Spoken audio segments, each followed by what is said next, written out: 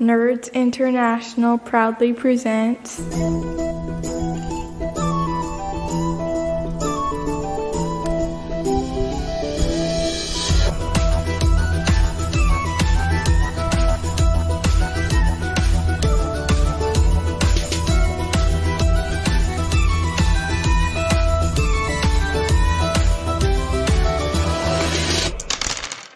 Welcome to the DTRPG podcast. My name is Harrison Hunt, and with me is Nick Lamley.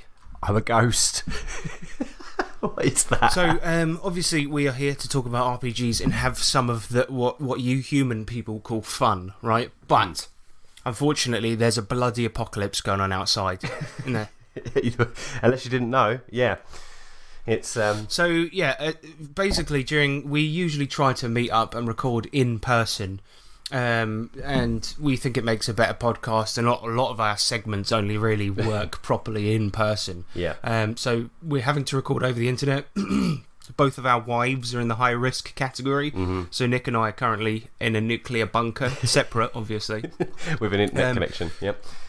Exactly. I mean, it's a good bunker. I didn't say it was a bad one. No. So, yeah, essentially the show's going to take a little bit of a change during this period, and it's not going to be massive, but essentially we're going to be recording online. We're still going to have What You've Been Slaying, the main subject, and Electro Letters, but there are other segments, the stupid ones, such as What That, are going to have to take a little break. But all that means is they'll make a triumphant return. Exactly that. And we'll be back better than ever when we get to our normal kind of format, but rather than, we don't want to shut it down, obviously, keep people smiling. Yeah. So yeah, the show must go on. Hopefully we'll wait to the feedback. We're more keeping people angry, let's put it that way. But I think what we'll do, after the virus, we'll come back with even better segments like What Dis and Goblin or Noblin. Goblin or Noblin, very nice. Anyway, let's do some feedbacks. Let's do it. The feedback side. The feedback side. Yes, bitch, the feedback side. It's the feedback section. Yeah, we take your comments and read them out. Yeah, feedback, bitch. So the first one comes in from... I don't know. Oh yeah, here it is. So the first one comes in from James Holt, aka Mr. Stag, and he says, I consider myself a traditional Brit, stiff upper lip, keep calm and carry on, all that shite. But current world events and job security worries have made it a real challenge of late. I was a couple of episodes behind and caught up yesterday, and I have to say, your shows really helped put a smile back on my face. Just wanted to say thank you for being a comedic light in these dark times. Keep up the great work and look after yourselves. Now, there is a reason that I've read this out. I know it's just a bit sycophantic to have a praise read out like that, but he does say at the end, P.S. Can we get one last Bobby Evans reference? No. Look, you naughty boy, James. You've just done it bad. We told you about this. Anyway, the next one comes in from Man Tornado on Reddit. Oh my god. I know, you're in for a bicep there we go. attack. He says, I stopped listening to you guys after you reviewed Mythorog. Even if you tore it apart, I think it's wrong to give airtime to products made by monsters. Okay. Don't know if I agree with that. Because the thing is, the whole point of the episode was that Varg is a murdering psychopath. And what would an RPG by someone like that look like? Do you know what I mean? I thought that was interesting. Me too, and it's not as if, he hasn't benefited from our podcast, I would say, has he? I doubt many people went out to buy it after we tore it apart. They're like, oh, you know what, I was looking for a racist RPG by a murdering nutcase. Thanks. Hey, thanks, guys. Yeah, I mean, if you can't even review something, by a monster to tear it apart, what can you do? You can't even, by that logic, you're not allowed to reference Hitler, so World War II's not getting taught in schools anymore. It never happened, apparently, no. Yeah, well, anyway, no, we're going to still keep reviewing weird stuff because we like it's all it, about. and it's interesting. That's the point. It's not that we agree with Varg. It's not that we murder our bandmates. No, not at all. But where did our band go? That was never proven, all of that stuff that happened. Just don't look into that. Yeah. Timothy Peer, regarding the last episode of Cha-Alt, the brilliant Cthulhu HP Lovecraft mythos setting for D&D, he said, your review made me want this. How compatible is it with DCC? I would just say very. It is very, because the stats in the book for all of the monsters are very simple, and it's mostly all about the flavour. So yeah, it really is. You can use it with pretty much any D20 system. Yeah. But it is bloody good. And actually, listeners who are waiting with bated breath to see if we got the physical edition, it did come, but a day after the episode. I think we'll be talking about that in a minute. It's now in my greasy little possession. Yeah, it's full of grease. Yeah. All right, so let's get on to what we've been playing with what we've been slaying. That's it for feedback. And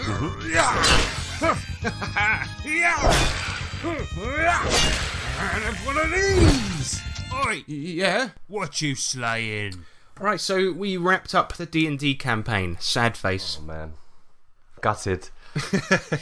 Well, the thing is, actually, it was pretty good timing, because the week after we wrapped it up, pretty much my brother's just been going out to see his girlfriend and going on public transport anyway, so he's compromised. James Clark, who used to be part of these regular episodes, still part of the APs, but anyway, yeah, James, he is also compromised, so the week after we had to split up and run shit online, so it actually ended at a pretty good point, I think. But, yeah, true. Yeah, essentially, this was our game where the players owned a disused zoo and had to populate it with monsters, and it ended with them fighting a giant. Well, actually, it was the Black Pyramid from Cholt, basically. Oh, mate. Yeah, they found this. There was this disease that was threatening them from another world, and they had to go into this portal, fight a big giant pyramid. But what I'd like to do, because we talked about that campaign a lot, and it's a pretty simple premise, capture monsters, put them in the zoo, see how your business does. But what were your thoughts then? This is the first time you and I have both played 5e properly. So what are your thoughts on it in the end? I absolutely loved it, I'm not going to lie. So, I was a bit... I wasn't in a rush to try D&D out, purely because it was the system that everyone assumed was role-playing, and I was just like, you know, mate, let's stay away from that and get all the other kind of games down and get a feel for it before I went to D&D, and I kind of put it off, and we never really played it, did we? There was always a new system that we wanted to try out, so yeah. For the most part, we were just like, nah, we'll get around to it. But I tell you what, I like it more than Pathfinder, I think. Yeah, for edition. Yeah, same here. Yeah, because I think that what it does as one of those kind of complex, kind of crunchy D20 systems, I did actually end up liking it. I don't think that's anything new or interesting, but the point is, it made me realise a lot of stuff about Pathfinder, why people call it Mathfinder, and why it's so crunchy and why it's so bloated. And there are some things in the D&D 5e, it's still crunchy, don't get me wrong, but there are some things where it's like, oh, actually, this does really work quite well. And I'm convinced I picked the right system for the campaign, because... Oh, 100%, yeah. Yeah, the monsters are detailed on all of this, and it makes for a good monster hunting game. And I think, actually, that's one of the overlooked strengths of D&D. People think it's just for dungeon delving, but if you do monster hunting or investigation, it's actually pretty good at both. Yeah, and it handles business well. I know we had an extra book for that, but, the whole part of it made downtime, I was saying in off chat that some of the downtime moments were my absolute favourite, because that was all part of the business development and expanding the zoo and stuff, and then we'd go out and do uptime, as we called it, and that was actual adventuring. But the two were so closely connected and fun that it doesn't really matter whether you was doing uptime or downtime. And if you was out on an adventure for more than, say, 2 sessions, you're actually yearning to get back to your zoo. See how it was getting on. Yeah, that's one of the things I actually wanted to talk about, because I feel like in the Dungeon Master's Guide, it's got some really cool things for expanding a town, but it's not super extensive. It tells you the cost of a fort, the cost of a cathedral, the amount of hours it takes, but it's just simple enough just to get you going, and then it gives the DM the basis on which to build other things to build. But what we used was the Acquisitions Incorporated, and it was a little bit of a hack of that book, because it is a setting, but it's also a guide for running a dungeon plundering business. It's not specifically made for whatever business you want, but I I did find it useful up to a point, that book. I think it was really great, and it added a bit of flavour into the game that wasn't previously there. It was like Lord of the Rings by way of The Office, you know what I mean? Yeah. And I liked that about it, but the little abilities that the characters get is probably the coolest part about it, because you pick your company position as well as your racing class. And for example, like there's one of them's called the occultant, and they're sort of the accountant and occult expert, and it's pretty cool what they can do, because they can get like a bag of bones out and predict the future. Some people get a bag of holding, some people get a jar of whispers, which is allowed to use to record meetings, but obviously that has added, you know, uses. And the ballot box. The ballot box is pretty cool for the votes. Yeah, and that actually is a really clever tool for the boss, because what the boss gets is a ballot box. They're called the Decisionist, and there's a ballot box, and at any time if the party are disagreeing about something, let's say for example, no, I want to go left, I want to go right, all of this, they just pop out the ballot box, but they get a special coin which allows them to get 2 votes. So the Decisionist is basically the boss kind of thing. Yep. Because they get the overriding vote, but it still is diplomatic kind of thing. And if you play a game like that where your party has a a boss, if you like, that's decided before you start, that kind of I don't know, it's fun, isn't it? It's a fun kind of dynamic within a group where like you're constantly going, boss, is this a good idea? Or you always running it past the boss, and if you haven't got the most competent boss, then it could be even more fun. Our one was Stanley. He was this like old sort of wizened samurai bloke who was sort of fed up with life. And to give a complete summary on his personality, it's Stanley from The Office. That was pretty much it. And it was cool because it would be like, if other players were doing something silly, he'd be like, we're going to put this on your monthly review and shit like this. And it's like Dishington. yeah. Because Nick's character was called Dave Dishington, and Stanley would always, every time he did something silly, he would go, Dishington! Proper sitcom style. It was a really fun dynamic, I think, with having Stanley as a boss, and then obviously his wife took over. We've never had a married couple with kids in it before in a game. That was brilliant, because we did a couple of, obviously one of the great things about D&D is that it separates downtime and uptime, and what I actually liked that in the end, because it made players focus on their real lives outside of adventuring. And there was one downtime segment, like, they could have been building up the zoo, they could have been out promoting, they could have been giving the zoo a little much needed clean, but what they did is it was Stanley's birthday, and he went out with his wife, who was one of the other players, and my brother just says to me, he goes, right, so I'm showing them a surprise. No, it was his wife's birthday, that was it. I'm showing Didi a surprise. I've made this picnic, I've left it in the woods, and I'm like, if you left a picnic in the woods, what the fuck do you think would happen to it? It would get eaten by wolves. And so they go out to see this fucking picnic during the downtime with the kids. Didi and with the kids as well, and her 2 sons are there, and then suddenly like, they just look at this picnic has been ravaged by wolves, and they are growling coming in from the forest, and the wife and the kids immediately run back to town, and Stanley's just left there looking all sad with all this like ruined picnic around him. Oh my god, it was hilarious. It never went right for Stanley. Like, I think we did a couple of downtimes parts for Stanley when he did that with the woods, and there was another one, and both of them were catastrophic failures. Bless him. Yeah. And you know what, like that Acquisitions Incorporated book, I think it is pretty good. It's just that one of the big parts of it is it includes a campaign, and I typically don't run long, like, plot point or written out campaigns. I don't mind running a one-shot to kick a campaign off, but I typically like it to be my own material. And by all accounts, that adventure looks great. It's just not my type of thing. But I thought it added a great deal of comedy, and often unintentional comedy, to the campaign.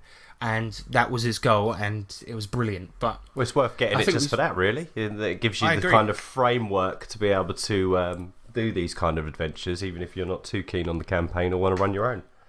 Yeah, and there's great rules in there for upgrading your business, running a franchise, things like this. Yeah. So, yeah, I would definitely give that a shot. And, we liked Indy, although we've moved on now onto a new campaign, because we've started playing an online campaign in a pretend apocalypse while the real one goes on outside. Yeah.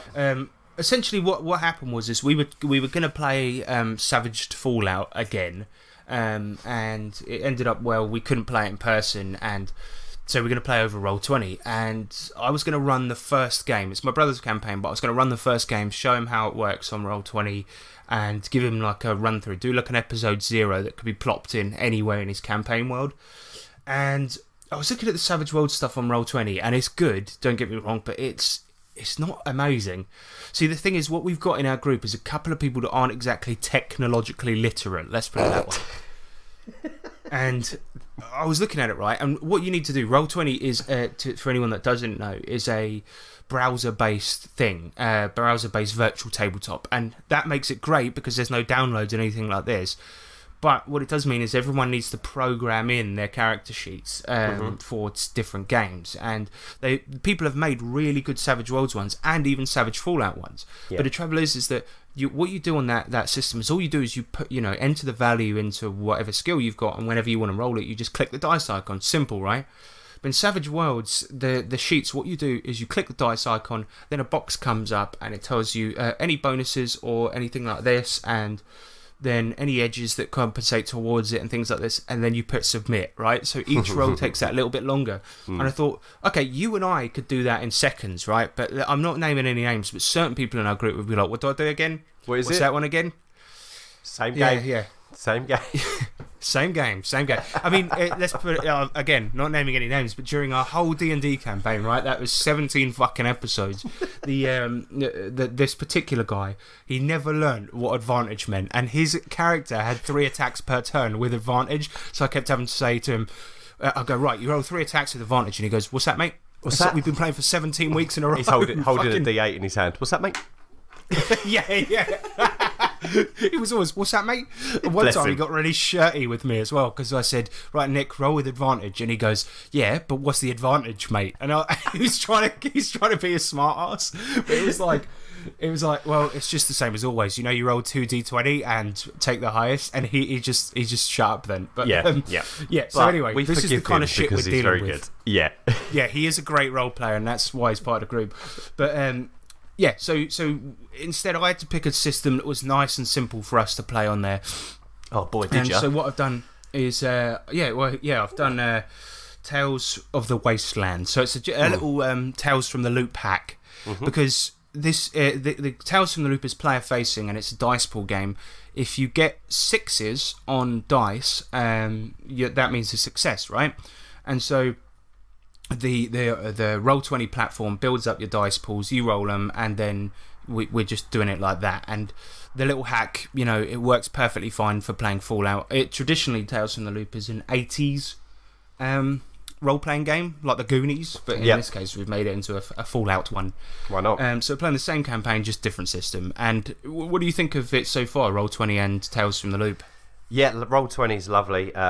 It's a cracking thing, especially for free. It's essentially the easiest way to describe it, I would say, is it's pretty much just a whiteboard, isn't it? It's just a whiteboard that enables you to whack a map down, whack some art down, and then you have your character sheets are almost a separate piece of paper. I like popping them out the browser so you can have them separate. I didn't know you could do that. That's handy. Yes, so if you press the little button in the top left-hand corner, it'll pop it out into a separate window, and then you can move it around and still look at your front page, which is what I found out really late when we last played. But anyway, Roll20 is cracking. It's really straightforward. You don't need much experience, really, especially if you're a player, and the GM's had a go before. And the game, Tales from the Loop, again, it's super simplistic. It's very easy. It's very sort of story-centric. So, I love it. I think it's cracking. It's a great fit for Roll20, and it's a great fit for getting first-time onliners into it. Yeah, and actually, you're right about it being simple, but there's sort of a lot of, because it's story-based, then the game kind of gives the GM a lot of tools with which to build that story up. And the game's not that centric around combat, but with a couple of rolls, you can resolve a combat quite quickly, which is great. And so like, take for example, you more often than not you need 1 success to win. So you build a dice pool of 5 dice, you need 1 6 to try and do the bloody thing. That's it. And if you want to push a roll, you don't have HP, you have conditions, and if you push a roll, you have to take 1 condition, but you can retry the roll. And the GM, I think this is Tales from the Loop, it might be a Powers by the Apocalypse thing, but anyway, point is that the GM can basically make a soft move. So what he'll do is he won't say, right, you get attacked, you get hurt, right? Because you don't roll for anything. He'll go, the Enclave soldier picks up his gun and it starts whirring up and he's pointing in your direction. What do? Then you have a chance to dodge it, and then once you've failed, you get shot. Mm-hmm. You see what I mean? And that's what it's like. But if you succeed, then you don't. And a lot of times it can be however you want to do it. You can use a move roll to move out of the way. You could use a force roll to try and shoot them or smack their gun out of their hand or whatever. And with extra successes, you can do extra shit, which is fucking awesome. Yeah. But the big difference is obviously in the original game, that 80s kids version, what happens is once you get 4 conditions, so you've got angry, scared, exhausted, injured, once you get all 4 of those, you then become broken, right? Mm-hmm. And every single condition you have makes you have less dice in your pool. Anyway, if I'm making it so that in this game you become broken, and you could be, if you get taken back to like your home base or your main city, then you get a chance to be healed. That's what I thought I'd do. Yeah, makes sense. Because in the original, you become broken, you just wake up at your parents' house and you failed that particular part of the mystery. Do you know what I mean? Yeah, but don't really work in the apocalyptic wasteland.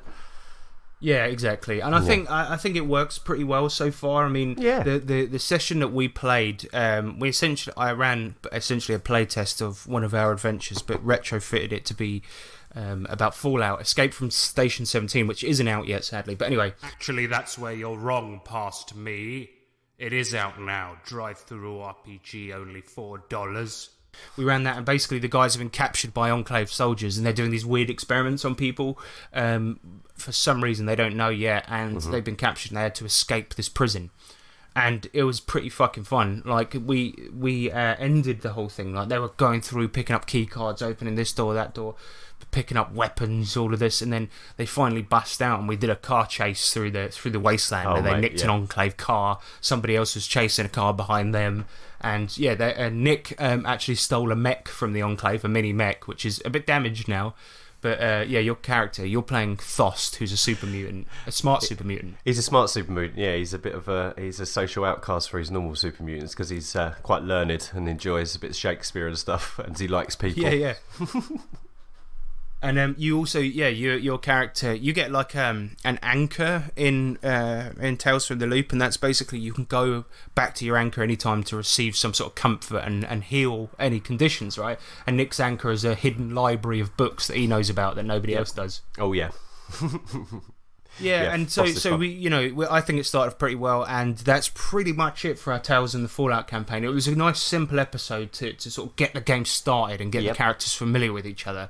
And now we've ended it with them stopping at the edge of a cliff. The other car that was chasing them flew off the end and ended up in some radioactive goo. And now they don't know where they are, and they're going to try and get back to Diamond City, which is their sort of home. Try and get back home. Yeah, it was really good fun, and all the characters got to meet each other because we essentially woke up in cells, so they might not have known each other previously, and a little bit of party bonding going on, and then we got out, we managed to escape, and see where it takes us. But yeah, so far so good. What I liked was the Sean's playing a character called Ray McScriff. And he's like this mysterious stranger who plays the guitar and goes throughout the wasteland, sort of helping people, and nobody really knows why. He's like a hard man cowboy with a heart of gold, and one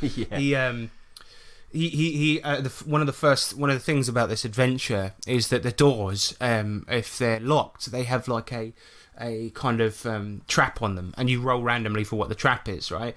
And so Sean went up, he touched it, and immediately shat himself. That was the trap.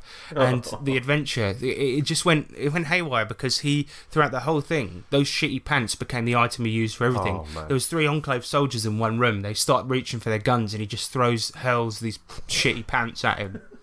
And it's like claps into one of their faces. Every time he used it, it was like in Roll20, you've got like a chat log on the side and stuff, and obviously when someone rolls, it tells them what they're rolling or what item they're using. It just say shitty pants. Yeah, and it was like you'd hear this whoop, and it was like shitty pants, one success. Yeah, I mean, I think it's going pretty well so far. I mean, it is we have retrofitted it to a pretty simple system that has nothing to do with Fallout, but I think it works. I wanted to change the names of some of the skills and just make them more Fallout centric, but I haven't the first clue about coding, so it's not happening. No, we'll have to look into that. But let's talk quickly about the Ch'alt. We reviewed that last game, and you got the physical book. I did so indeed. just tell me, give me a rundown. What's the physical book looking like? It's incredible. It's got an amazing slip sleeve. Is that what they call them? Dust cover. Dust cover. There you go. Yeah. It's got the fantastic art with a million eyeballs and a million tentacles and the dark pyramid in the background, which is fantastic. Remove that. It's nice hardback, cool color. The art is just incredible. It's just a fantastic book. I'm really happy to have it. Embossed gold cover, and I think what the route he took for making it was sending it to an actual print company rather than doing it print on demand, so he could have all these little touches and flourishes. And it feels like super nice, man. It is. It's a really, really cool product. It's a nice size. It feels quality. The printing's almost like a glossy kind of. It's just you can tell it's been well looked after. But production-wise, the one trouble about it though is that you need to go via his website and email him to buy it, which is I think it's fine because we've met him now and he's quite nice, and I think that obviously I trust him with my money. But if you don't know him and you don't trust him, maybe that's a bad thing. But you should. But no, you should. I did do an interview with him last week, and where that hasn't been edited yet, and he's quite nice actually. And I think you can trust him with your money, but he does look like an evil villain. So I don't know, 50-50 could go either way. Could go either way. But if you do end up trusting him and getting a product, then you get something pretty special because they're quite limited, aren't they? Yeah, they are. He's got like a limited amount of 200 copies, and they're in his garage. I'm reliably informed that they're kept in good condition in the garage. They're not under like a dripping pipe or something. Mildewy tap. Yeah, exactly. But no, go get it. Go get the product. It's fantastic. You won't be disappointed.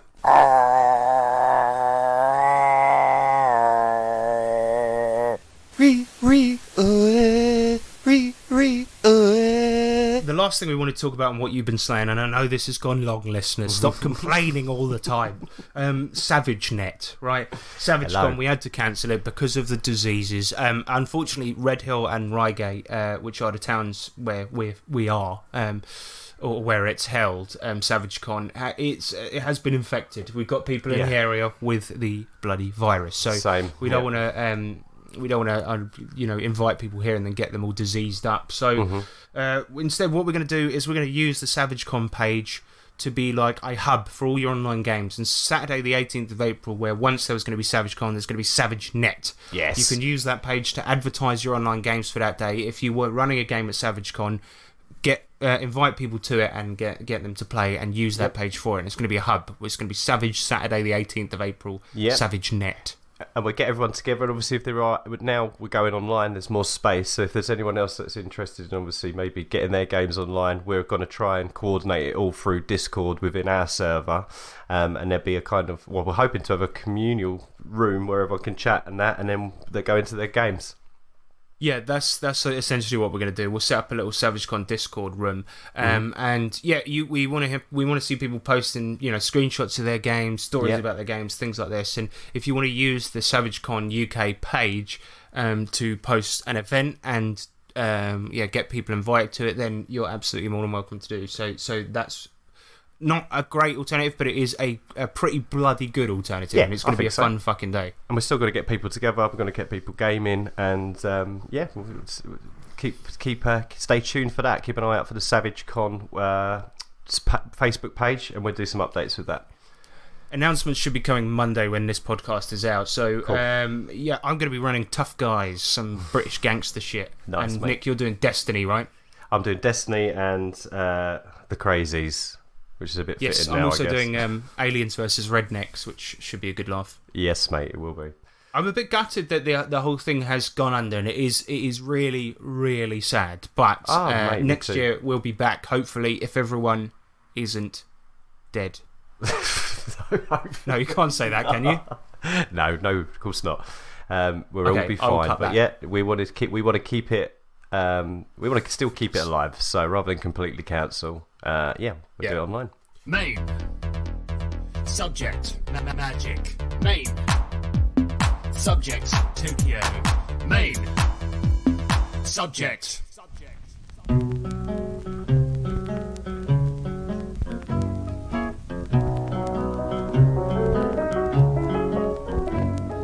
Main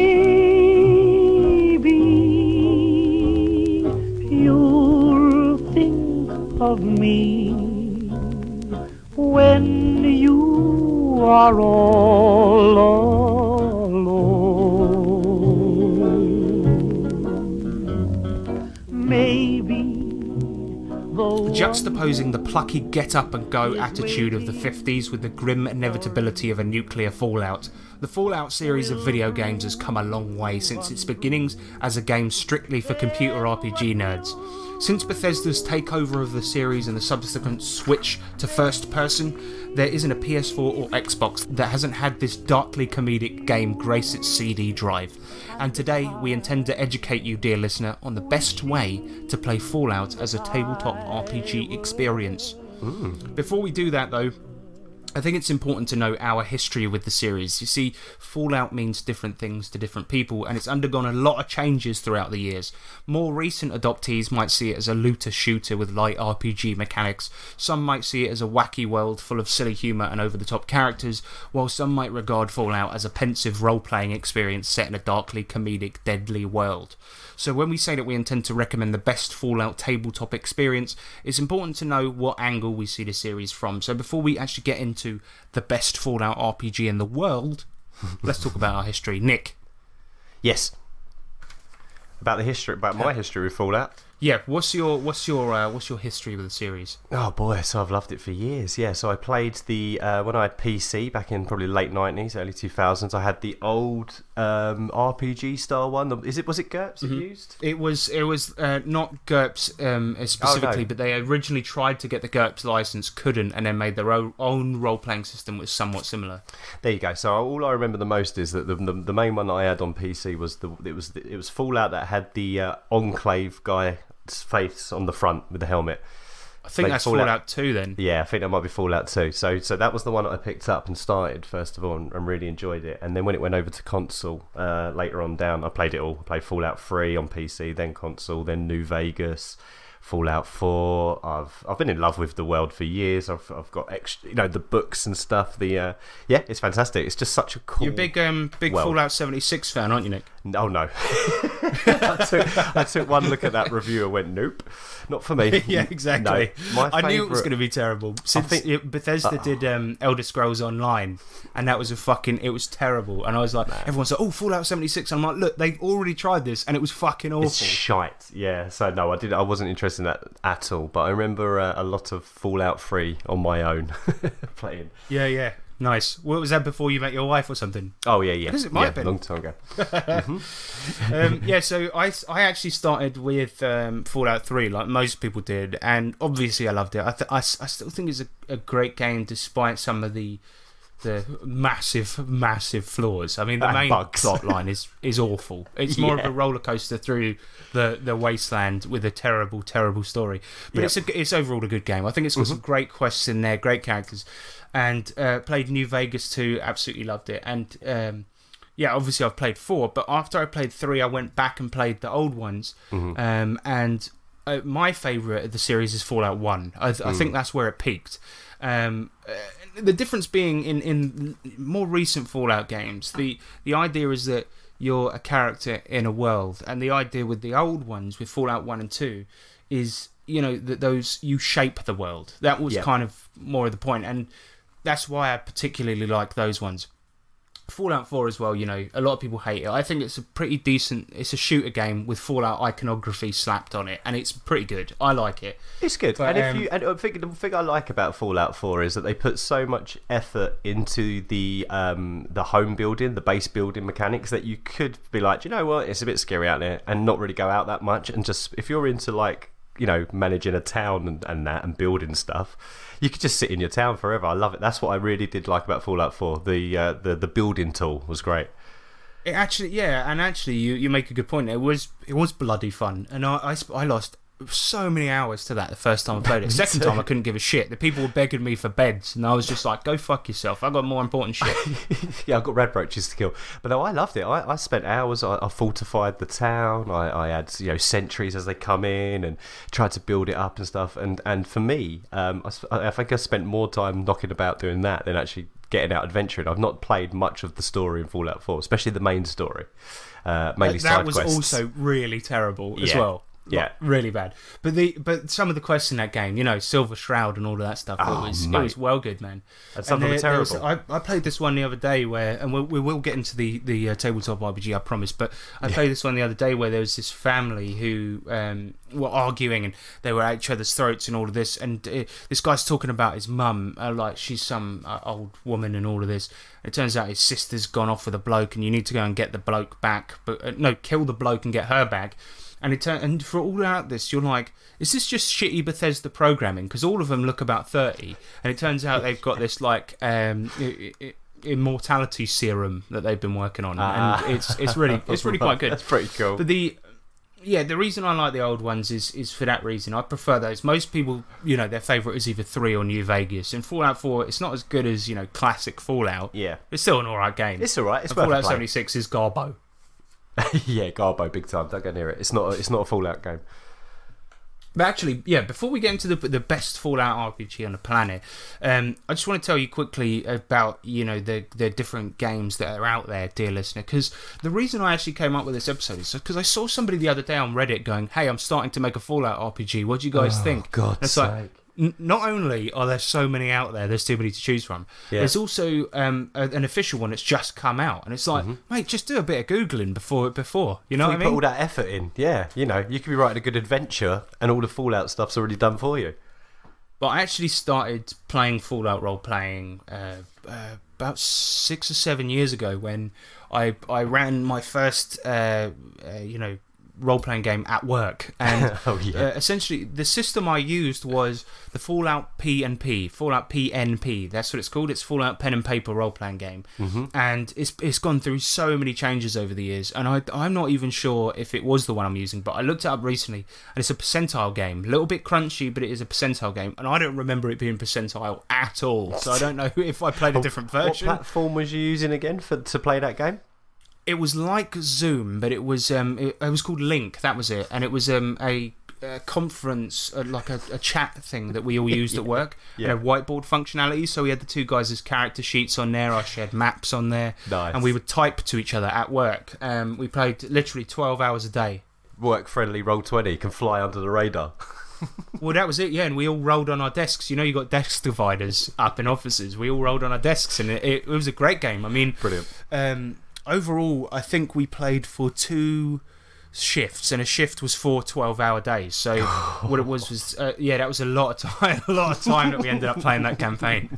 Because, you know, one game usually in an RPG is 4 hours, so we played 3 of those every day. You know, it was great. It was really good. It's pretty good. And I liked the Fallout pen and paper role-playing game. I just found it a little bit complex, and it also had a bit of a focus on replicating everything from the games, to the point where one of the playable races was a dog. You could be a dog because there's dogs in Fallout. Yeah, of course.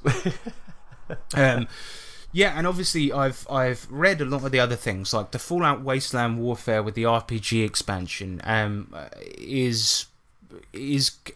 don't like it because it's a mod of a skirmish game, and yes, listeners, I know fucking Savage Worlds is that, but the point is that I find a Wasteland Warfare is a platform for shilling minis, and it's actually a very shallow game overall, with a lot of expensive stuff to buy for it if you want to play it properly.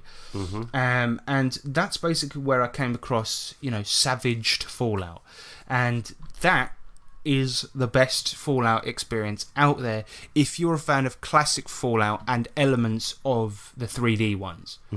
And there are what is confusing about this is there are other Savage Fallouts out there which are made by different people, but if you type in Savaged Fallout into Google, it will come up with Savage Fallout. Just click on that first one, because what it is that the guys changed the name, so now it's even more difficult to determine which one is the right one.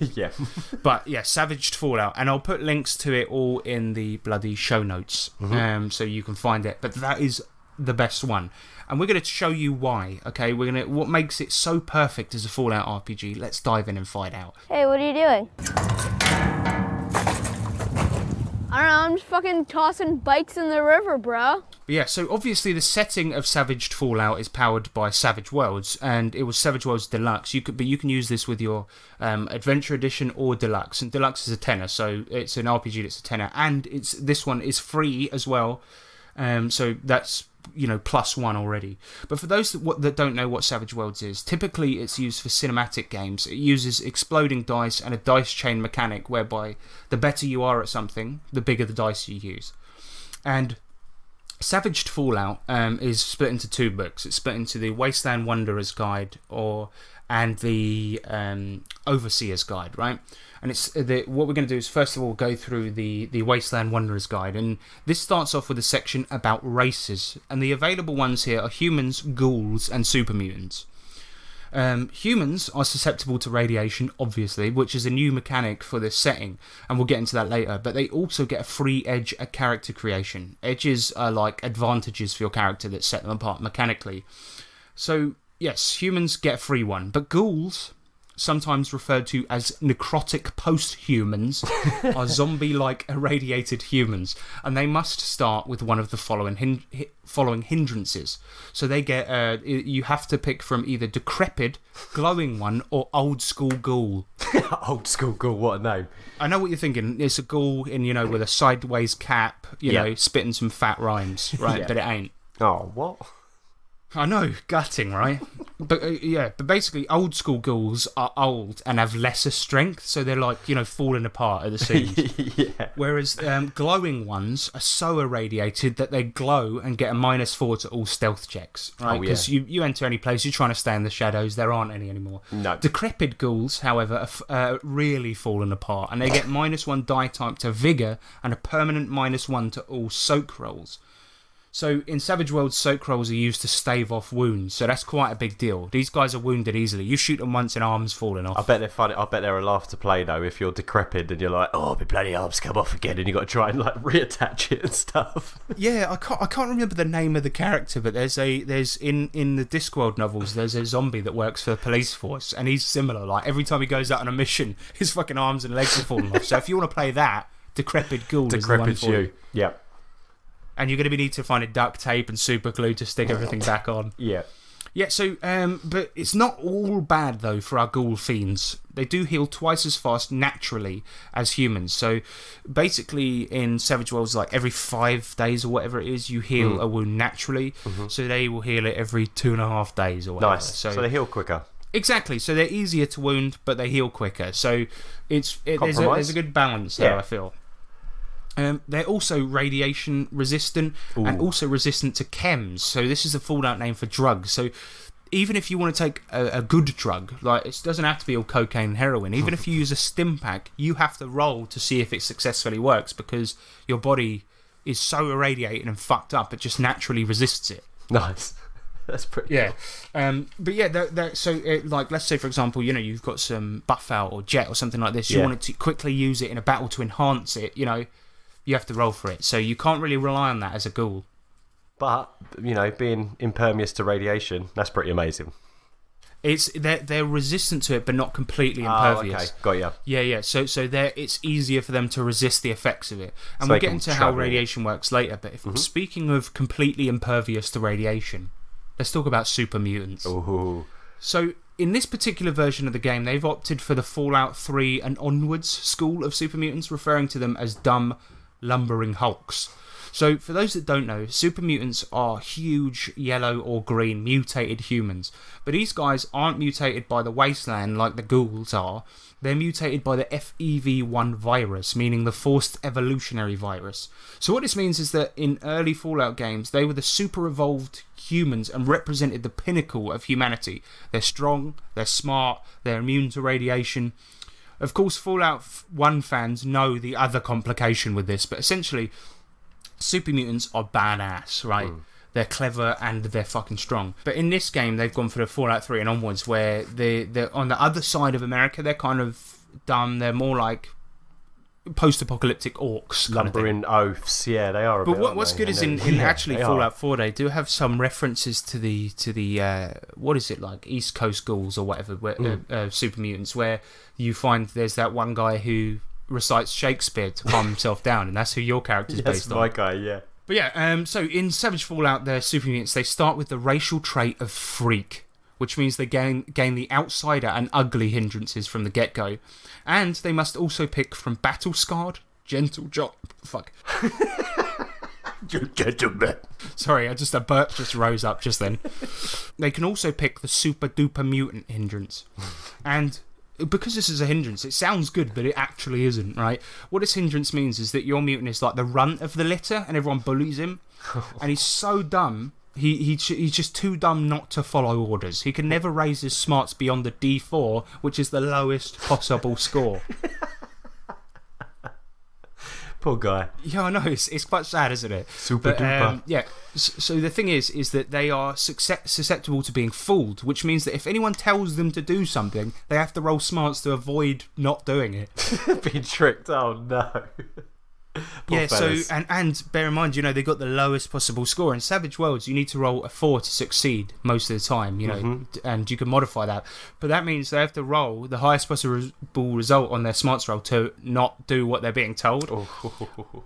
I think this is like, hard mode, really, isn't it? I mean... That is hard, that's tough. If you want the role-playing opportunity to be somebody that always does what they're told, it could be a good laugh to try and break out of that and become your own person.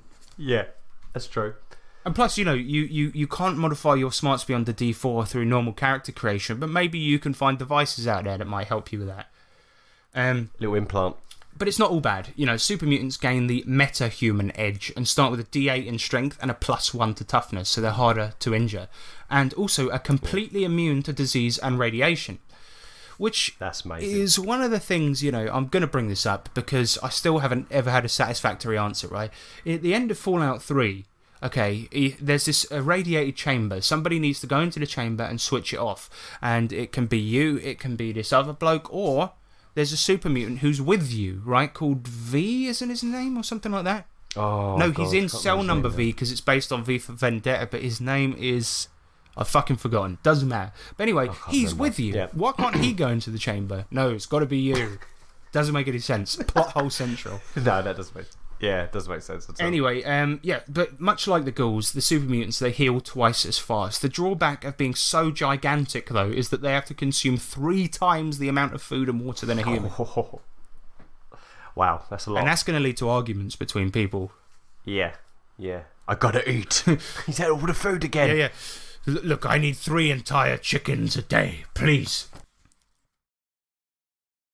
Yeah, well, I think it would lead to a lot of people with being like, should we just kick him out of the Wandering Party? I mean, he's eating 3 chickens a day, right? He's eating every time we come across something, he bloody eats it. Oh, because that's the thing, isn't it? Because like rations are quite scarce out there. You might get 1 rad roach, and he's like, "Can I eat all of this?" And then he goes through everything before, and everyone's got like one like irradiated almond to eat.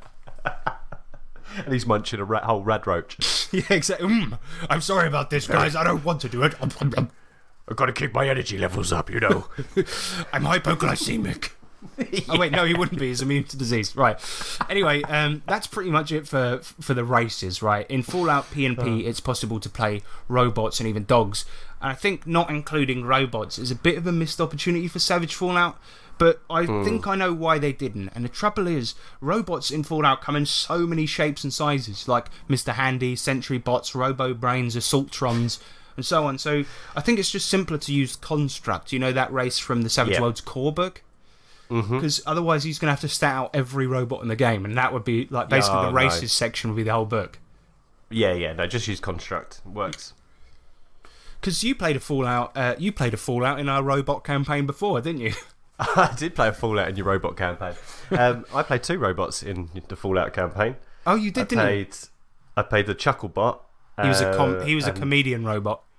And then I can't remember what the other one was now. I remember Chucklebot being you picked a hindrance where it was Quirk, that he was programmed badly and would sometimes accidentally tell racist jokes.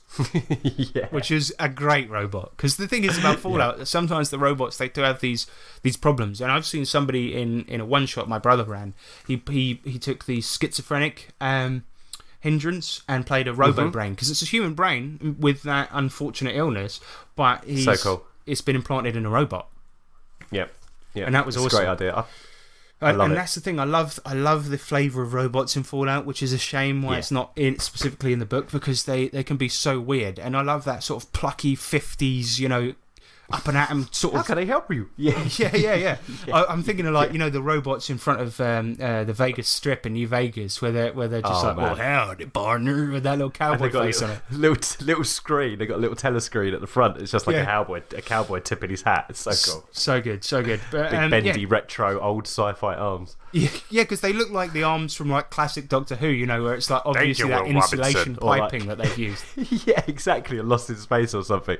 It's the robots are done very well in Fallout. It's a shame they're not in there, but like you said, use construct, get them in there. Yeah, and it's super easy just to add them in. But next up, we move on to the hindrances section of the book. Now, we've mentioned a few already, but the hindrances are like, you know, the negative points about your character that get them into troubling situations.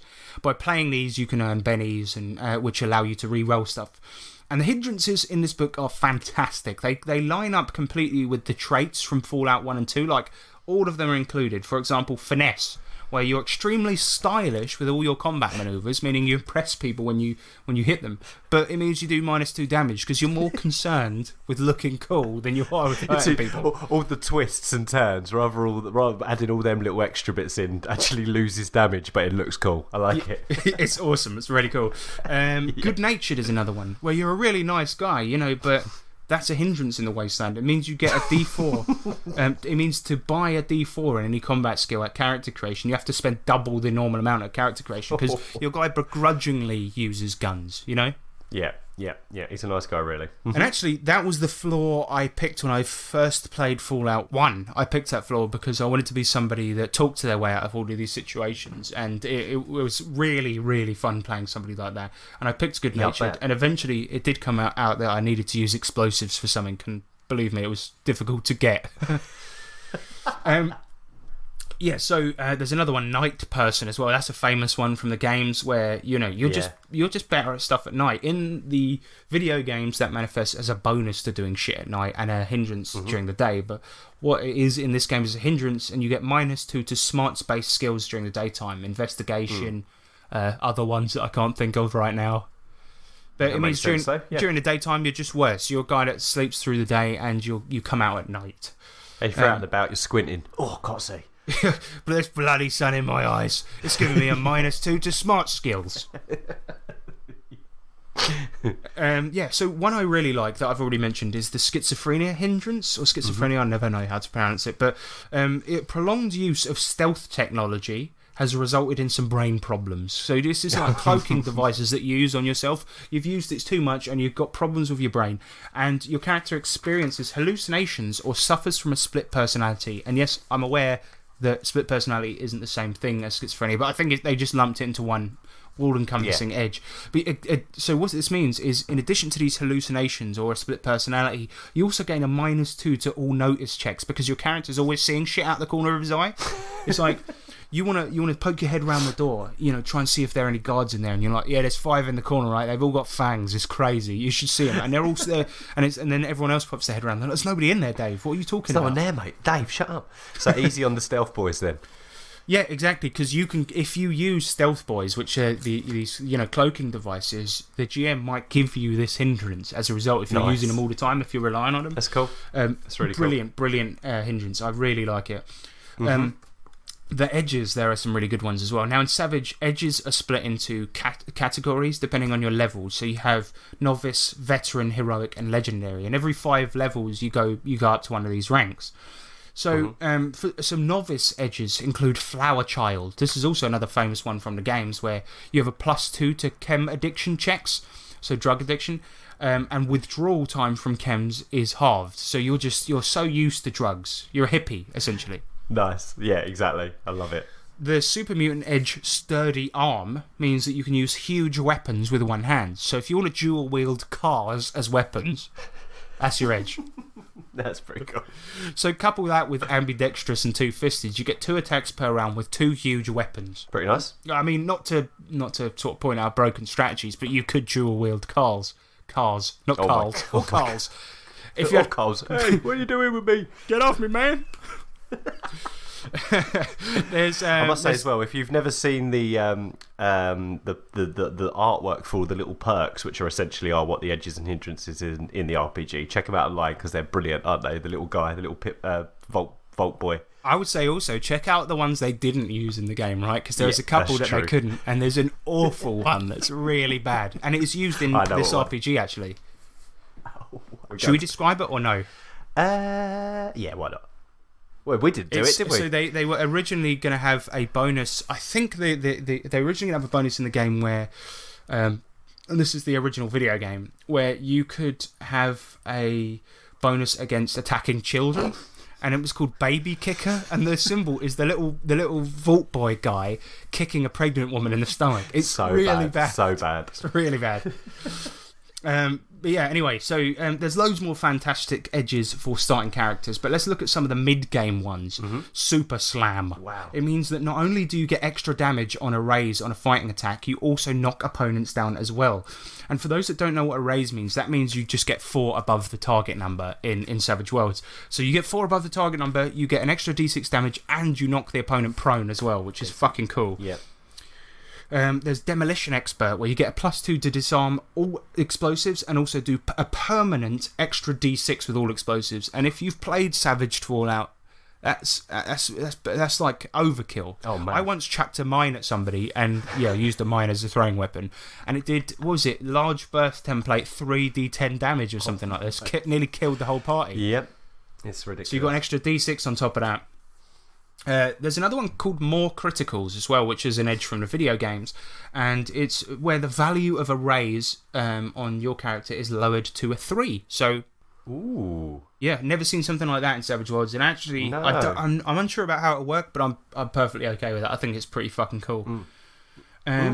So, enough of that. Let's talk legendary edges. Okay. Now, I will say this about the legendary edges: they're not that great, but all the other ones are awesome. When you get to legendary, you're looking for the the game breaking ones or the super powerful ones, and the ones in this game, it's like they're pretty good. There's one called Paralyzing Palm, where you can paralyze opponents for 2d6 rounds with fighting attacks. Oh wow, that's a fucking long time in a Savage Worlds game. Yep.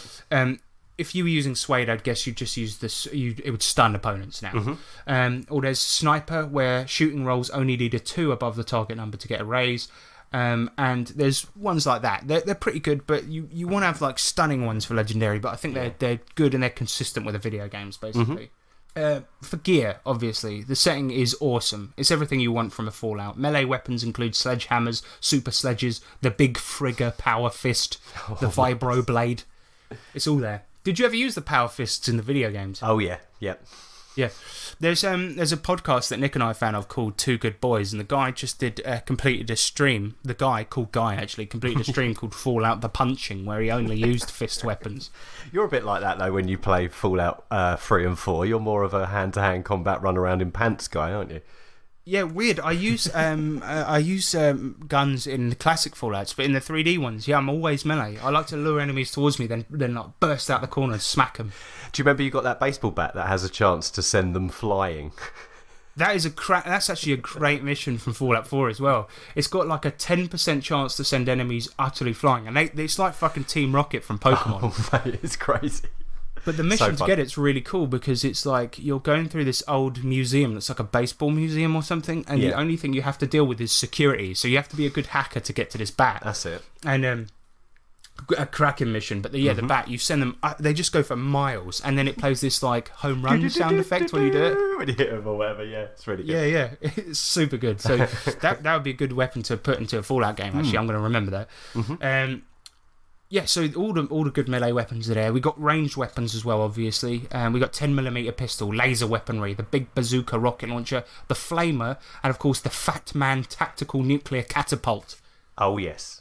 And for those that know their Fallout, I didn't know this until recently, actually, which is embarrassing. But the Fat Man, the nuclear catapult. In the video games, you can launch the nuke with it, but you'll notice you never find any other ammo because you can use the catapult to launch all of the junk you have in your inventory. I didn't know that either. Yeah, see, I only figured that out recently because I saw it on a video that was like an analysis of Fallout, and he's launching teddy bears, spoons, knives. It's like the gravity gun in Half-Life 2. Yeah, it's pretty much the best fucking gun in the game, and I didn't even realise until recently. I just used the new gun and sold it. Yeah, same. I just thought, well, no fat boys, so that's it. So well, there you go.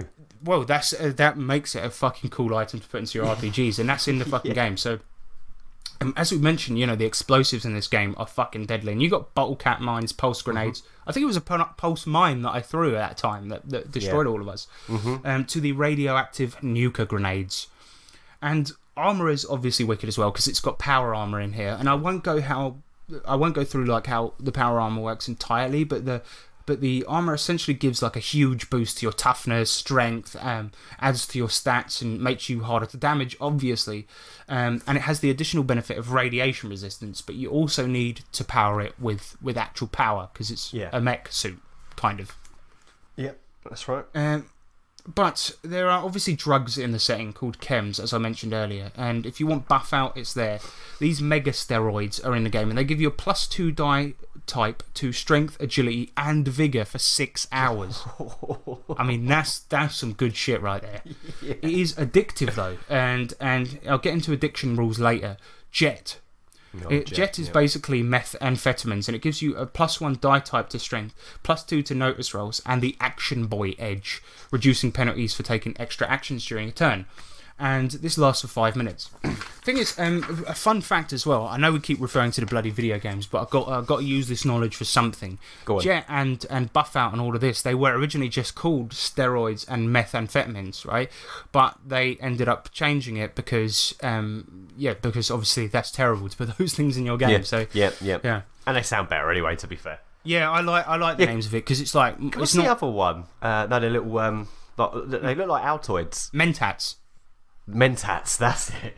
Yeah, I like, and you can get actually on Etsy. People make like little fake Mentats boxes, and I was thinking of getting one to put like Sean's got bottle cap bennies for Fallout, and I was thinking of putting those in there. All the drugs are there, right? Basically, anyway, from the game, and along with a host of like positive ones too, like stim packs, which instantly heal a wound, and that is pretty much it for the player's guide. So Nick, what do you make of the character options in this game? You a fan? Oh. Yeah, absolutely. I think it's, as a Fallout fan, I think it's been handled really nicely, and they've definitely kind of brought the feel of Fallout over to this game. And the edges and hindrances are cracking, really, really well written. And there's, like I said, if so you're a Fallout many fan, as well. It's done really well. Yeah, there's bundles there, and it's all been done really, really well.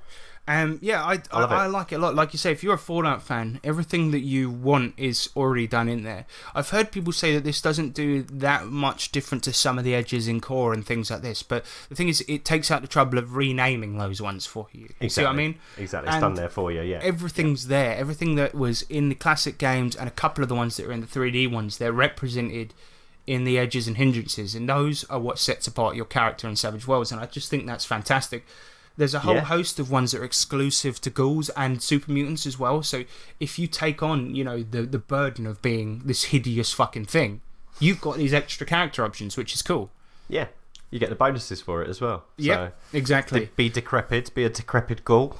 Yeah, I'm definitely playing a decrepit ghoul at some point. You've got to, yeah. But to be fair, though, I think there's so much here that you don't even need to be a Fallout fan per se, but just enjoy the post-apocalyptic wasteland wandering, and it's all here for you. So, well, I also think that there's so many character options. But we had in our group, one guy that's only ever played Fallout 4, one guy that's never played a Fallout game, and they loved it. So it works. Mm-hmm. But I think this brings us neatly to the Overseer's Handbook. Now, I'm not going to go too in-depth with this because I think the character options, you've got an idea as to the game, but the GM's Handbook or the Overseer's Handbook is where a lot of the new rules are and things like this. Mm-hmm. And as I said, in this game, the GM is the Overseer, and the material for Overseers is kept separate. The book starts off with an introduction to the world, a gazetteer and an overview of factions in the Fallout universe. This is coupled with a kind of mini-setting, which is like a snapshot of the full world. And it's basically post-apocalyptic California, which I think is fucking cool. And the website also includes a whole host of supplemental locations like San Diego. But let's talk mechanics. Now, in Savage Worlds, melee attacks are done with a fighting skill, and ranged attacks are done with a shooting skill. But in this setting, shooting is separated into big guns and small guns, whereas explosive attacks are done with explosives rather than throwing or athletics, depending on which version of Savage Worlds you're playing. 2 new skills are added into the game, survival and science. Survival is fairly obvious what it does, but the science skill is used for hacking, bypassing doors, and scientific knowledge checks. There's also a barter skill, which is used for haggling, which is something from the games as well. So it's separate from intimidation or persuasion. Haggling is its own skill, which I quite like. Makes sense. And the biggest change to the system, however, is the radiation rules. So your radiation resistance is equal to 1 plus a quarter of your vigor. It's quite a low amount. And when PCs are exposed to radiation, the Overseer rolls a die. It's 1d4 for low radiation, 1d6 for medium, 1d8 for high, and 1d12 for extreme radiation. And every time this die beats your radiation resistance, you gain a level of radiation. At 1 level, you're fatigued and nauseous, and your strength reduces by 1 die type. At 2, you also lose your hair, vomit, and your vigor drops by 1 die type. At 3, your skin starts to drop off, and all traits drop by 1 die type, and you gain the ugly edge. And yeah, this is the thing, we had the vomiting and hair loss once. The vomiting, yeah. Do you remember when everyone was just chundering? Because they were all so sick. We got given this mission by a group of people called the Red Wings, and basically we went out, we travelled maybe for 10 minutes in the wasteland, and all got thirsty, drunk some fucking irradiated water, and all of us were fucking puking up blood, and we immediately went back to our employer like, fucking give us some Radaway, we need it right now. And we were chundering all over his desk, and we were just like crying like, please. It was terrible. But yeah, so that's be worried about that. Radiation sneaks up on you in this game. It's real deadly, man. And at 4 levels of radiation, you're in intense agony and you're incapacitated. Roll vigor and succeed or die. In Savage Worlds, that means all you need to do is roll a 4, but remember that your vigor is already lowered from the radiation. And as we mentioned, you know, we went back to town and tried to get Radaway, which is radiation medication, because the only way to get rid of radiation is to take that chem, Radaway. But it's very expensive, 500 caps a piece. And bear in mind, most characters, I think, start with 250 caps each in this game. And they're bloody hard to get hold of. So yeah, Radaway is like fucking gold in this game. Yeah. And 1 pill only actually takes away 1 level, right? So if you've got 3 fucking levels, that's 1,500 caps right there. Yeah. Deadly shit. I like the radiation a lot, and I think it actually leads to some role-playing situations when your skin's dripping off and you gain the ugly hindrance because of radiation. You know, you can become a changed person. You know what I mean? Of course you can. Yeah, your face falls off, and it stops people from being so gung ho as well. Sometimes. Yeah, it really does, because when you go out in the wasteland, it's people need to prepare. And also, like you say, you see a fucking moat of fucking radiation between you and a building you want to loot. The chances are, if you jump over and fall in, that's a D12 radiation straight away. You could die instantly. Exactly. So it's deadly. It's got to be deadly. Yeah, definitely, man. And I think it suits the setting. The only difference is that in Fallout video games, you know, you tend to save scum a lot and save before you do anything. Do you know what I mean? Yeah. You can't do that in this game, but you do have bennies, I guess. No, that's true. Yeah. But the other mechanic I want to speak about is bloody chem addiction, mate. So once the effect of a drug has worn off, PCs must make a vigor check or become addicted. If the drug is labelled as addictive specifically, this is done at a -1 or a -2 if it's highly addictive. So there are some drugs are more addictive than others.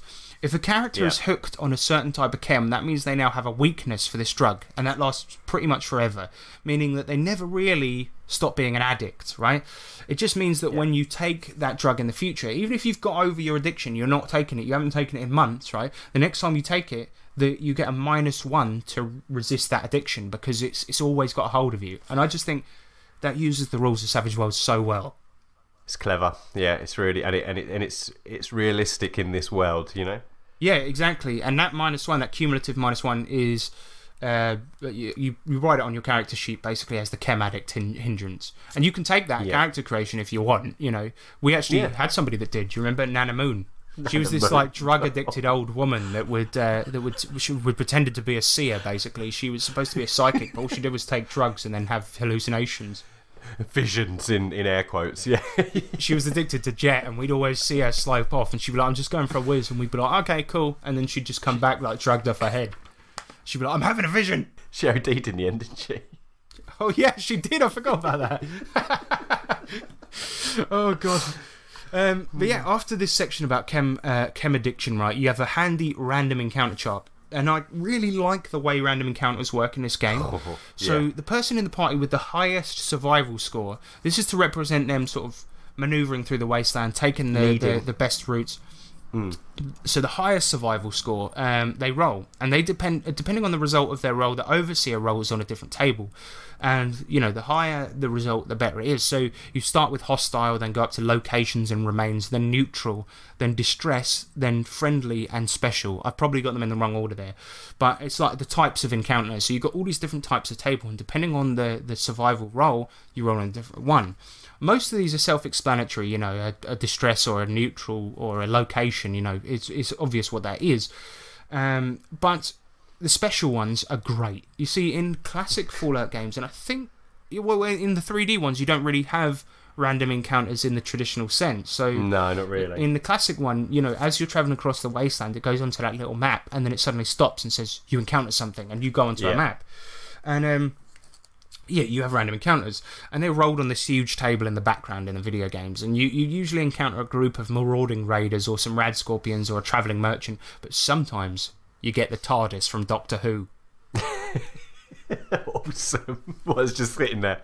Yeah, exactly. There are loads of like really weird ones like this, and you might, it says you encounter something in the wasteland, and then suddenly you're in the battle map, and you just see the TARDIS like teleport away. That's so cool. It's fucking awesome. So yeah, you get little things like that back in the old video games, and this game has that. So if you roll high enough on the survival roll when you're doing the random encounters, you get the special one, and it's a D12 chart of things like a talking cyberdog, an alien crash site, a garbled radio transmission, or a mysterious figure in purple robes who flees when he's seen. Things like this. And the bestiary is awesome too. You've got all the best hits from the series like Robo Brains, Mirelurks, Super Mutants, Raiders, all the stuff you'd expect, and it's pretty consistent with the video games too. And finally, you get a bunch of paper minis too, which is pretty cool. Oh, that's nice, yeah. Yeah, I mean, they're really cool as well, the paper minis. He's made these little graphics for them. They're different sizes depending on what they are. But before we wrap up this review and discuss it a little bit, I just want to say that's not everything. The Savaged Fallout site also includes a weapons supplement, 5 new locations, mini settings, 3 one-sheet adventures, 2 types of character sheet, and an adventure deck. Yes. You have any adventure? Well, because we used it in our last campaign. What did you think of it? You're a fan? Yeah, it's really good. And if I remember right, is that the one that's been done in the Vault Boy style for each little picture? Yes. Yeah, exactly. It's brilliant. It's absolutely fantastic. It's super cool. Like he's made it so you can print it, cut out the little cards, and use them. And for those that don't know, an adventure deck is like, it's a deck of cards, obviously. And at the beginning of each game, you get 1 per rank. So novice characters get 1 card, and if you're advanced or leveled 5 times and got to veteran rank, you get 2 cards. Yeah. And these cards can be played. You can play 1 at any point during the game. So you might get the Mysterious Stranger, where an NPC wades into battle with you, then vanishes as quickly as he came when the battle ends. Or Atomic, where you move more spaces and the effect of radiation is reversed for 1 round. So instead of -1 strength at the first level of rads, you now gain strength. Nice. You get power from your radiation, but only for like 6 seconds. Yeah, you don't become Superman after that or something like that. So these cards, once you use them, they just go back to the Overseer. But they're really fucking good, and the amount of effort put into this shit is it's strange. Yeah, this guy has put a lot of effort into this product, especially because it's free. Well, yeah, and that's basically it for the review. Like what is your final verdict on the whole package then, Nick? It's a must to grab, because I would say must buy, but there's no buying involved. You know, it's just a case of downloading it and playing it. It's a full package. You get everything you need. It's a great game. If you like Savage Worlds or no Savage Worlds, fantastic. If you don't, it's probably a really good system to get players that want to try Fallout and role-playing into. So again, that's probably a really good way to do it. And I don't think you can go wrong for nothing, can you, really? Well, exactly. And, you know, I believe... Here's my trouble with the other Fallout pen and paper games, right? They strive to get things into the game that don't necessarily make sense in that system, or they have to really wrangle what they're doing, like in the case of Wasteland Warfare, to include things that are iconic to Fallout simply because they're iconic to Fallout. Like Right. Fallout pen and paper has one of these things. It has action points in it because, of course, it has action points in it because Fallout does. Right. And it's like, it's not really that necessary. And for example, they include a Pip-Boy in there, and a Pip-Boy is not actually It's an innovation made for the video games to explain why there's a HUD. That's all and it so is. you can get a menu. Yeah, exactly. Yeah, and it's just a menu, isn't it? Yeah, and so there's little things like that this game, all it does So all is... you need to do is give it a bonus rather than... So if you got... So in this Savage Worlds game, chances are if you got a Pick-Boy or whatever, it just give you a couple of bonuses in-game and that's it. Well, it could be that because you've got this inventory system on your arm, it's quicker to get items out your pocket. Exactly. There you Something go. like that. And instead of trying to wrangle the system and change it and add thousands of setting rules, all this game does is just use the Savage Worlds mechanics to create Fallout in the best way possible. Agreed. It doesn't include all the iconography, but what it does is it's got rules for radiation that are specific to Savage Worlds, and as a result, you've got this game that perfectly meshes everything together. It's the system and the game working together in harmony rather than somebody trying to wrangle it like the GURPS Fallout or the Fallout pen and paper. So then you as a GM or overseer bring all the reference iconography and flavour because all the rest of the work's done for you for the system. So that looks after itself. If you want to make it feel even more Fallout-y and add even more reference, that's down to you as an overseer, right? Yeah, well, exactly. And you know, I think realistically it's the best one because it emulates the classic games, which were more about role-playing and influencing a world, and it also emulates, I think, really well the things like radiation and drug addiction using the system rather than creating its own little stupid subsystems. Yeah. And all I would say is play it and then try to tell me that the exploding dice isn't consistent with Fallout. You see what I mean? True. Yeah, that's true. You know what I mean? It's just the craziness, the heads flying off, the people limbs being blown off of the 3D Fallouts. You know, it's consistent. And also, you know, VATS is a big thing in Fallout. And you know, cooled shots are piss easy to do in Savage Worlds, and it's really good. Yep. Couldn't agree more. In fact, that's another thing. If you did have a Pip-Boy in the game, it could make cooled shots easier because you could use the VAT system. Exactly. So there you go. So you pick up a Pip-Boy, and then you just get a less of a penalty for doing cooled shots. Perfect. I will say my one criticism, and I'm probably the only person that really gives a shit about this, but is I miss the old super mutants, man, when they were clever. It was the best thing. Yeah, scary because they're strong. They're you know, don't get sick, and they're smart. Yeah. Well, and the thing is, I'm going to spoil a little bit of Fallout 1 here, right? But obviously, the big drawback to super mutants is they're sterile. They can't reproduce. They can't mate, No, and they as can't. a result, so that means that they're a dying race. They're perfect in every way except for that. And I just think that's brilliant. That's art. That is so well. It's just fantastic, isn't it? Yeah. So they're like you said, perfect in every way except for the most fundamental way of surviving, reproducing. So the good thing is about playing a super mutant. You know, if you did have the smart but strong as well. The thing is that they're ultimately doomed, and that I think is a really interesting role playing thing. But fuck it, you know, people like the new ones. I don't mind them at all. You know, because if you play that one and you could have a conversation, you'd be like a really melancholy kind of super mutant because you'd be like, well, you know, I could try, but what's the point? I could go and raid that particular museum, but I think I'll sit here crying for hours. I'm just going to look into the sunset instead. Yes, he's just sitting on the edge of a building like Batman, looking morose. Yeah. Yeah. So that's Savaged Fallout. I would urge anyone who can get a copy of it. I don't know why I was going to say that. Who owns a printer, go and buy it, go and get it, or a phone or whatever. Yeah. And just pick up a copy of Savage Worlds Deluxe, man. It's like they're selling for like £5 online at the moment. But that's it. Anyway, we'll get on to some... let's do some electro letters, right? We actually asked all of you for your tips on post-apocalyptic gaming. So let's get into that, shall we? Yeah, let's do this. In the future, you will be able to send a letter or parcel from anywhere on the planet. This, sir, is the electro letter. We asked for your tips on post-apocalyptic role-playing, be it for a GM or a player, and we got a couple of responses to this that I think are pretty good, but annoyingly long, right? Keep it short. No, I'm just kidding. I don't mind the long ones. Yorkus Rex, he says, remember that the number one enemy is the environment. Whether it be radiation or wild magic coursing through the earth, long-term exposure should have negative effects.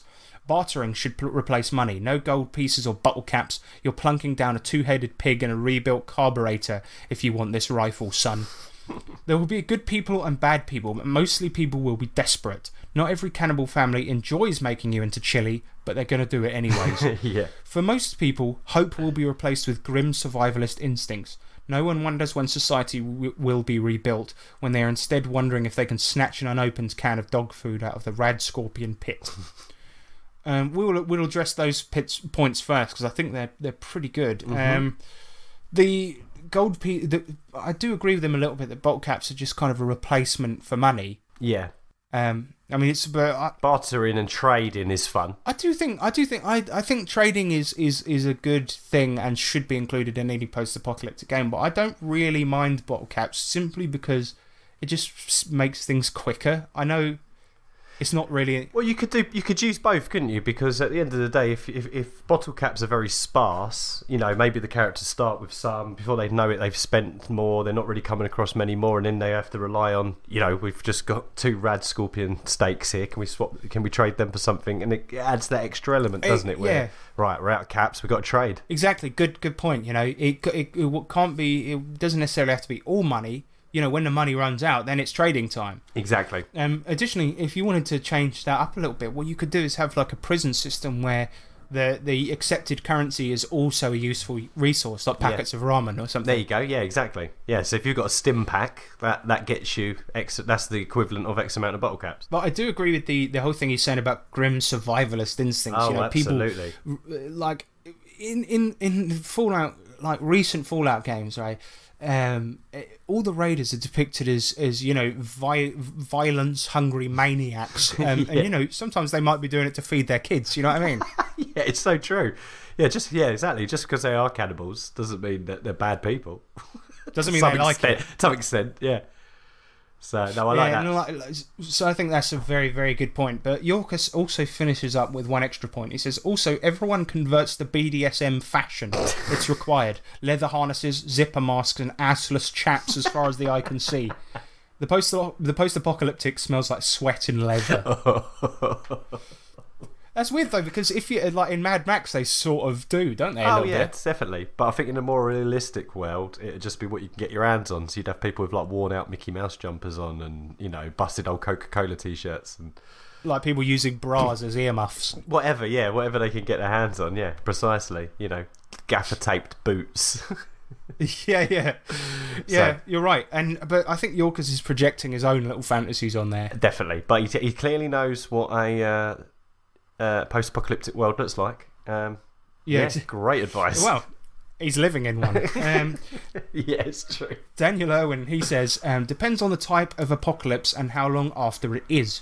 Technology might be all just a myth, as everyone has reverted back to the Middle Ages, or that might actually be that there are groups with super tech who simply keep it to themselves. And that's a good point, because we talked about Ch'alt last episode. Yep. And yeah, it is a bit like that, isn't it? Where after the apocalypse, it was like it happened after sort of a really technologically advanced age. So there are like super science gadgets out there, and actually there are certain people, probably like rich people with bunkers, that still have loads of this shit. They got TVs. Nothing's being broadcast, but they got one. Yeah, I like that. I like that kind of where, you know, humans got to a technological point where it was superior, and then there was an event that wiped it all out. So it's kind of cool, yeah. It is fantastic. And another great one for that is Winter Eternal as well, because that's the setting for Pathfinder and for Savage Worlds. And in Winter Eternal, you know, it's so long after the apocalypse. Essentially, the sun blew up, and now it's winter. It does make a lot of sense, but it's a fantasy world, so who gives a shit? But yeah, so now technology is they're moving on. It's like a lot of fantasy worlds, they've been going for like thousands of years, but they're still using swords. And in this particular one, they've got, you know, buses, they've got fucking speakers, radios, all of this shit. That's right, yeah, they have, yeah. So yeah, and Daniel Owen also says, make everyone wash their hands before coming to the table. I think he's talking about our post-apocalypse now, rather than the ones in the game. Yeah. Well, that's good advice too. Keep washing your hands. Well, in the very last few games we played during coronavirus, we washed our hands. James, the host, he would squirt the stuff into our hands as we were coming in and out. Yep. So we do that. We were being pretty careful. We usually do a fist bump or a hug at the end of a game to say goodbye, and that went out the window, didn't elbows. It? It's like, that's not happening anymore. Yeah, it's all elbows. It's a shame. Well, a lot of people are saying now do the foot handshake. Oh, you know when you flip over and grab the ankle and lift up? No. You just tap each other's feet together. Oh, okay. That's all right. Yeah. Why I don't not? know. I think it works. What is going on here?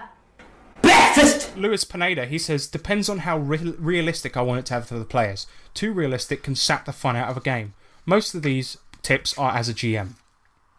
And he says, food, water, and shelter matter. There's a fatigue system in the game. Use it. Stick to it.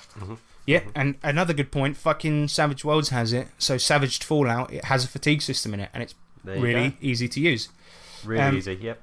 Automatic difficulties to healing. Treating a wound with a strip of cloth from your shirt is not the same as a sterile bandage. Not bad, shout. That's a fair point. Yeah. Everyone does that, don't they? They're just like, right, the GM goes, how are you healing him? He goes, I tear a bit of my shirt off. Yeah. By the end of a post-apocalyptic campaign, they've just got like the neck bit of the shirt just round them. It's like a necklace. Yeah, exactly, like a cloth necklace. Equipment is rare and valuable, he says.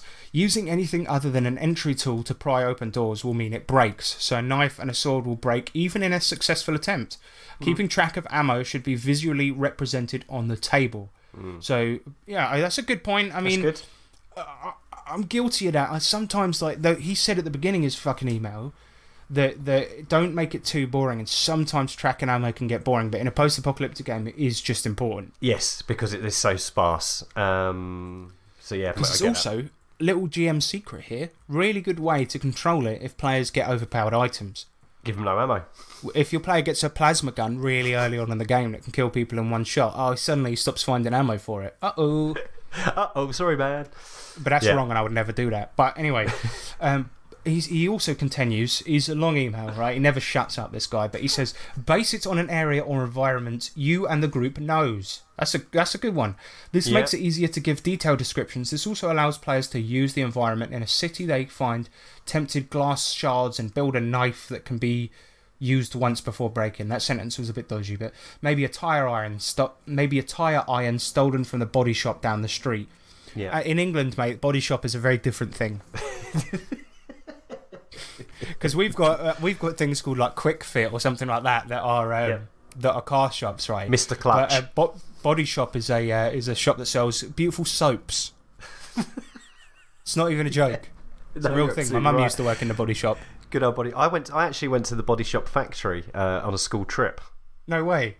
That was the nice one because we got free stuff and it smelt great. The worst trip we ever went on was to the local sewage plant where we watched condoms float around. Fucking hell, we did that too. We went to the reservoir and it was fucking disgusting. And it stunk. And we took a trip. Was it a geography, I'm guessing? Because we went to the dump the local dump.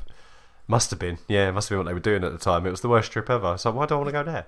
Yeah, and there was just some guy that really didn't want to talk to us. You know, he's just a normal ass guy showing us around. He's like, yeah, so this is your basic, you put your grass waste in there, you put your other in there, and metals in that bin there. Next up, boxes.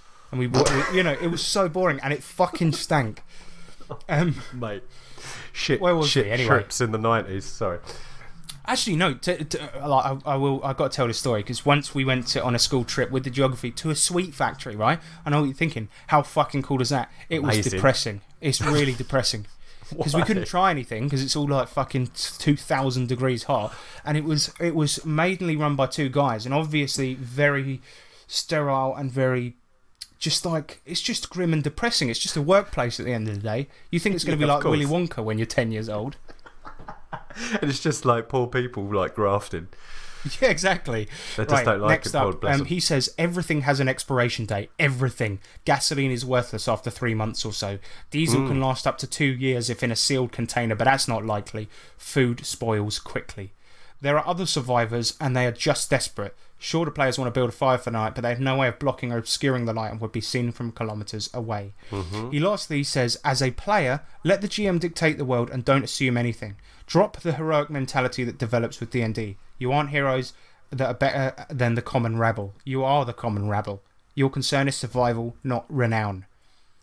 Maybe we stumbled across that particular mistake in our first campaign when we tried to become the biggest heroes in the wasteland and ended up dying.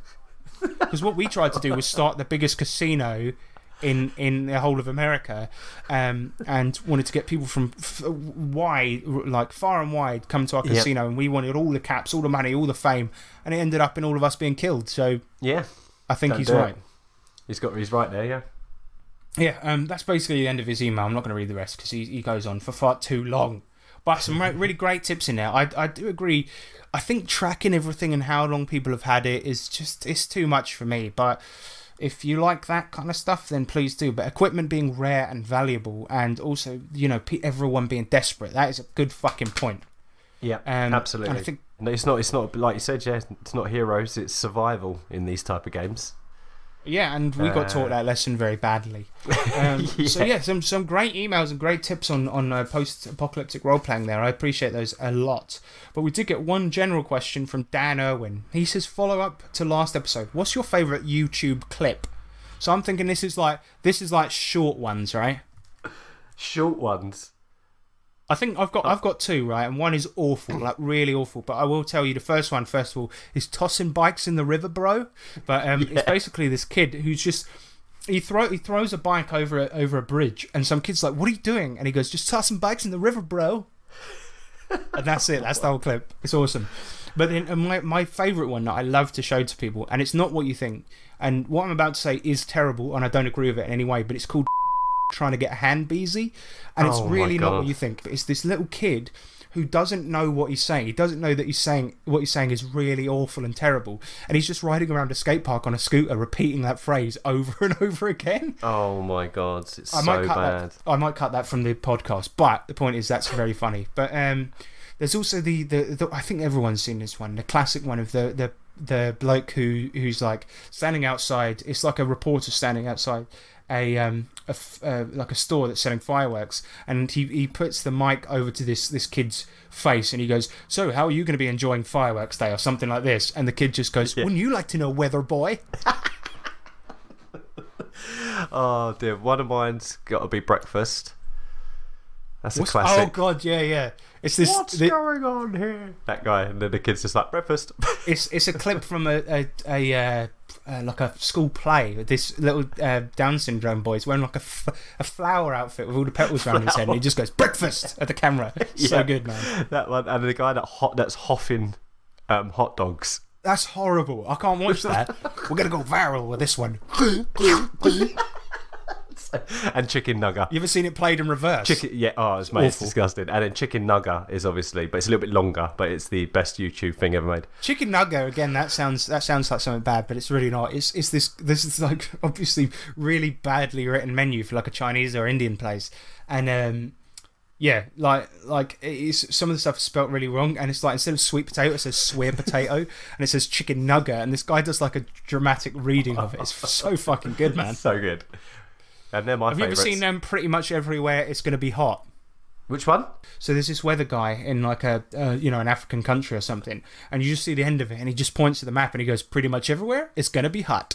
And then the woman, like the other presenter, goes, so I don't need a jacket. And he laughs like it's the funniest thing as anyone's ever said. And it's like, well, it wasn't that funny, mate. Yeah, it's really good, that one. Awesome.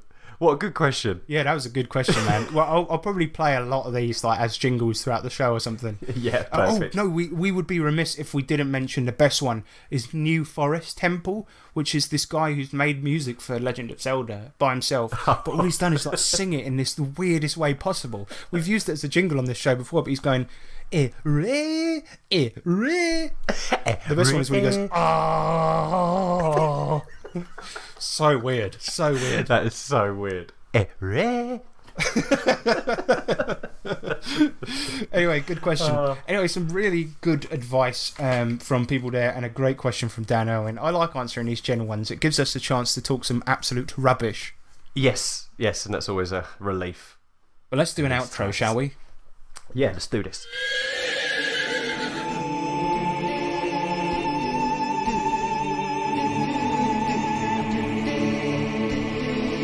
It's red.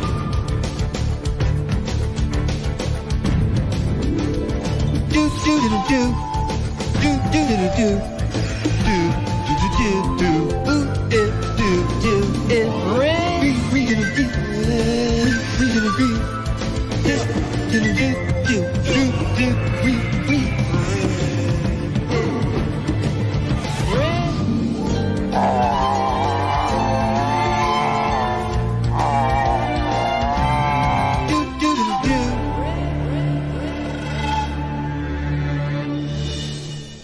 right, so thank you for listening to this episode. I'm hoping that it wasn't shite, considering that we've we're not recording in person like we usually do. Things are just going to be a little bit different around here for a little while, but hope it was decent. Hope you enjoyed it, and we welcome your feedback, but only good feedback, innit, Nick? Yeah, only good feedback. We're very sensitive at the moment. Yeah, sensitive to both disease and our feelings being hurt. Exactly. Of course, remember, go anyone, even if you're not in America, go and like Savage Con's page. It's Savage Con UK, obviously, and join in with SavageNet on Saturday, the 18th of April. Buy our new product, 100 Weird Widgets. I know things are bleak out there, but this is £1.50, and I guarantee you it'll cheer you up. It's 100 strange gadgets for your sci-fi game. Also, I want to shout out on the same network as us, the Wild Die podcast has just had a new rebrand. Nick and I used to be on that, we're not anymore, and essentially they've got Cole Kiesler on there, who's a legend in the gaming scene, and they've cut it down to 20-minute episodes, so you don't even need to listen to Eric's really boring voice for that long anymore. Perfect. It's perfect. Go check it out. It's nice they're back. Yeah, it's nice they're back, and it's good little bite-sized episodes about Savage Worlds. And of course, if you like this drivel and you want to donate, please hook us up with a few bucks on Patreon. Just search up the 3TRPG podcast, and you can contact us on 3TRPGpod@gmail.com, and we're on all the social medias. That's it, innit, Nick? All of them. That's it, mate. That's it. We are still here. We're still going, supporting the world, hopefully. Oh, no. No, don't. Right, anyway, just remember the D20s are cool, but 20Ds, now that's a good time. See you later, everyone.